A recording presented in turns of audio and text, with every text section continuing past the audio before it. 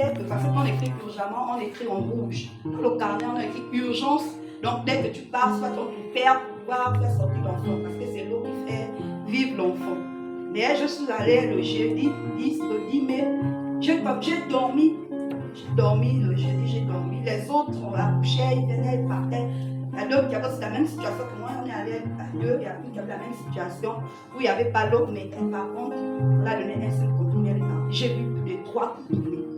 Plus de 3 comprimés. Un de ces comprimés coûte 30 000 francs. Par 3, ça fait 90 000. Je n'ai même pas payé un seul. Vraiment, je n'ai même pas payé un seul. Et là, jusqu'à vendredi à 18h, c'était compliqué. Déjà, la sage-femme qui me suivait, elle devait partir depuis peut-être midi, 13h. Compte tenu de la situation, elle a décidé de rester. Et à 18h, étant dans la salle de bloc, avant d'aller dans la salle de bloc, vers les 15h par là, 16h, j'ai demandé à la femme si je veux sortir avec des sœurs dehors et tout. Vraiment, quand je suis sortie, j'étais fatiguée. J'étais fatiguée de la durée. J'étais vraiment épuisée physiquement.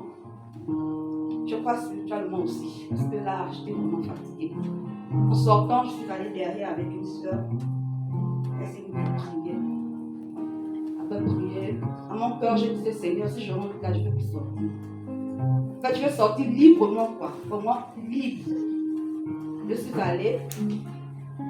Dans tout ça, le col était fermé.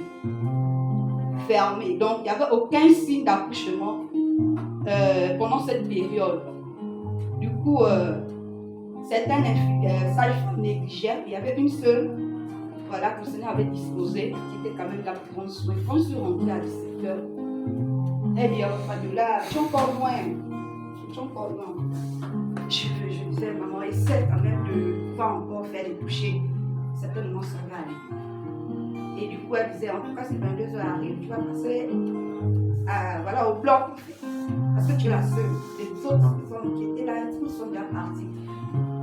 J'ai dit, Seigneur, et c'est là où elle m'a donné le troisième comprimé. Voilà. Moi, je disais, ça n'a même pas d'effet, parce que ça fait plus de 3, on ne doit pas plus de 3. C'est ça part. Et là, quand même, j'ai demandé qu'elle puisse encore faire les toucher. Elle m'a amené en salle de bloc. Quand je suis entrée dans la salle de bloc, j'ai dit, Seigneur, je ne sors pas de là, corps chargé. C'est parti. Elle m'a laissé sur mon lit. Toujours pareil, elle est même venue annoncer dehors. Que c'est pas pour maintenant. Pour celles qui voulaient partir, voilà, certaines se le font aussi, voilà.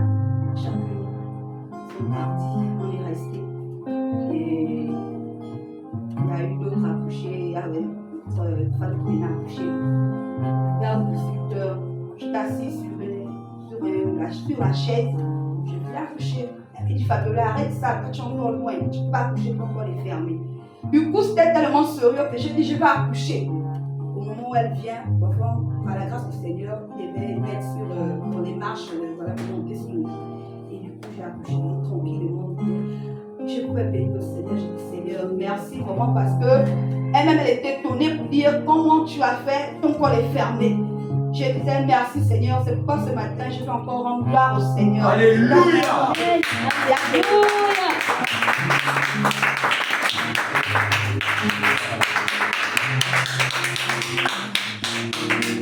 Comment je réalisais depuis ce temps qu'il y a un Dieu vivant. Amen. Vraiment, il y a un Dieu vivant. Amen.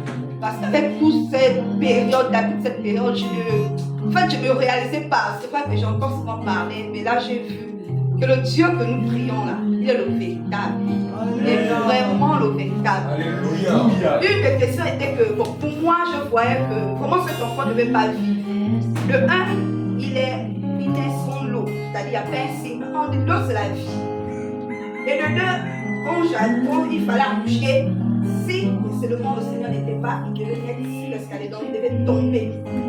Et ça devait être, voilà, une perte de vie.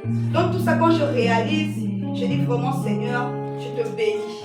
Et je bénis le Seigneur jusqu'à maintenant. C'est pas que je voulais faire ce témoignage. Le jour où cet enfant devait être ici. Et vraiment, par la grâce du Seigneur, ce matin, assise, le Seigneur a voulu que je glorifie son nom. Alléluia. Je bénis le Seigneur. Et je dis merci. Alléluia.